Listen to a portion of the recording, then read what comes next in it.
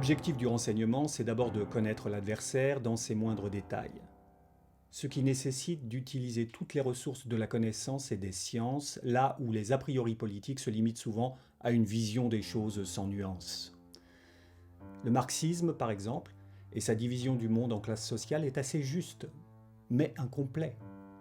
Il déforme certains ressorts de l'économie de marché, en grossit d'autres et surtout ignore les mécanismes profonds de la psychologie humaine au niveau individuel et même collectif.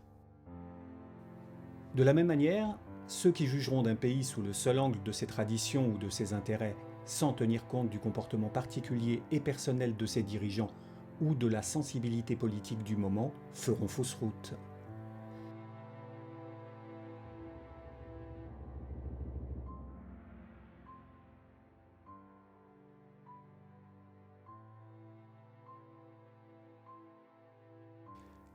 L'histoire de l'intervention soviétique en Afghanistan, celle de la CIA et d'Al-Qaïda, et donc celle des États-Unis et du Moyen-Orient, et in fine, la face du monde aurait été changée si deux couples d'amis n'avaient pas décidé d'un échange de partenaires, sexuel puis marital, dans l'Afghanistan des Swinging Sixties. Représentant de la CIA à Kaboul, Alan D. Wolf est officiellement conseiller culturel à l'ambassade US. De formation, il est sinologue, comme son épouse Nancy Hatch. Il est aussi ce qu'on appelle un anticommuniste primaire. Louis Dupré est archéologue et fait des fouilles en Afghanistan avec son épouse Anne. C'est aussi un ancien marauder de la Seconde Guerre mondiale, ces volontaires des forces spéciales américaines qui combattirent dans la jungle aux côtés des maquisards locaux, derrière les lignes japonaises, en Birmanie et aux Philippines. De sensibilité plutôt démocrate, carrément même un intellectuel de gauche selon les normes américaines. Les Américains sont rares à Kaboul, et les deux couples sympathisent, d'autant que Nancy, qui a passé son enfance en Inde, écrit un guide des Bouddhas de Bamiyan, pour lequel elle interviewe Louis, dont elle tombe amoureuse. Ou l'inverse, allez savoir. Pendant qu'Alan et Anne se consolent ensemble de leurs déboires conjugaux. Assez rapidement, les deux couples décident de divorcer pour pouvoir se remarier. Nancy n'avait pas d'enfant, contrairement à Anne, qui en avait 3 avec Louis et aura encore une fille avec Alan.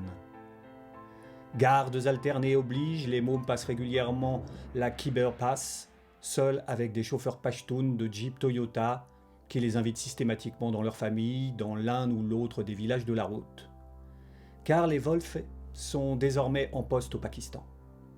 Avant de rentrer aux États-Unis, où Alan Day grimpe de plus en plus haut dans l'organigramme de la CIA, tandis que les Dupré restent en Afghanistan.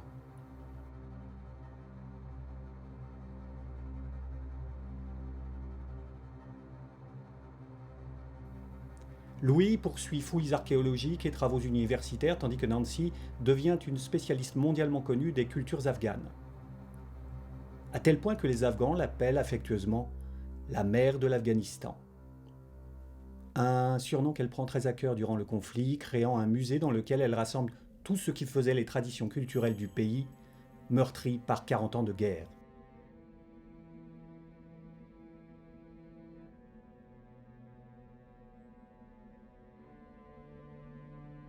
Peu après le coup d'État pro-soviétique, Louis est arrêté. La police politique du PDPA veut lui faire avouer qu'il est un agent de la CIA, ce qu'il n'est pas, même s'il en connaît un. Plusieurs de ses amis afghans sont torturés sous ses yeux pour le faire avouer. Nancy prévient son ex-mari qui a atteint le sommet de la hiérarchie juste en dessous des politiques. Le téléphone rouge, en fait un téléx, est mis à contribution entre Moscou et Washington. Louis est libéré et aussitôt téléphone à Alan. Les deux ex-maris s'accordent à ne pas laisser le pays aux Reds. Il faut livrer des armes aux premiers combattants. Elles seront dans un premier temps israéliennes.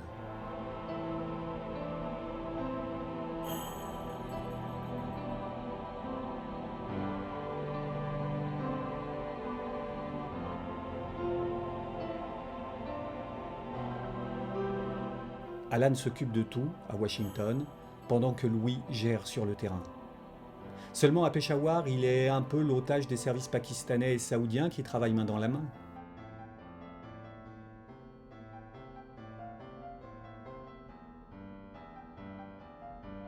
Les Moudjahidines du commandant Massoud, par exemple, soutenus par les Européens, sont censés recevoir au moins autant d'aide que les islamistes pashtuns qui travaillent avec Al-Qaïda, mais l'ISIS pakistanais a son propre agenda.